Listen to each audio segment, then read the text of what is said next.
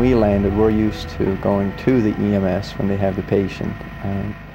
The EMS were actually running at us. Vividly remember asking the medic, is he breathing? He looked up at me and said no, and he hasn't been for several minutes. And we felt for a pulse and didn't have one. The entire time we had him, he was completely unresponsive. We never saw one bit of neurological function in this kid. So I thought, this is very sad. This is a young man who seems to have been doing everything right, and regardless, he's probably going to die, and his parents don't know where he's at right now. That's a pretty horrible feeling. A lot of fathers have asked me what it's like to get that phone call, you know, and I think that's what every parent thinks about. He's the kind of kid that just go, oh, no, it's not time for you to go.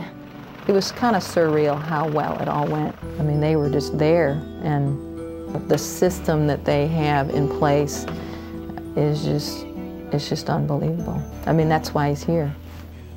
As a mom, one of the sweetest times was at Stallworth when I finally got to climb up in the bed and just lay down with him.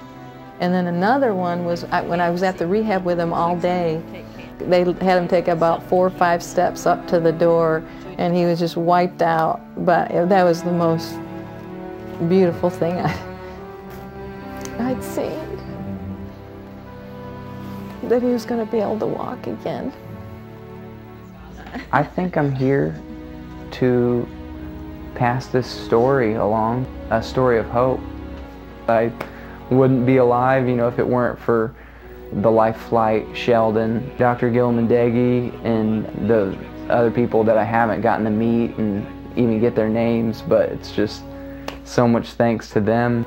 Each component of it all coming together, and you're like, wow, how did that all orchestrate that way, you know? And it's just a good story of hope, that's for sure.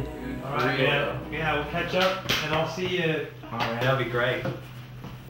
These anonymous people who we didn't know that morning and we couldn't find that day, these people have their son back, and that's a good feeling.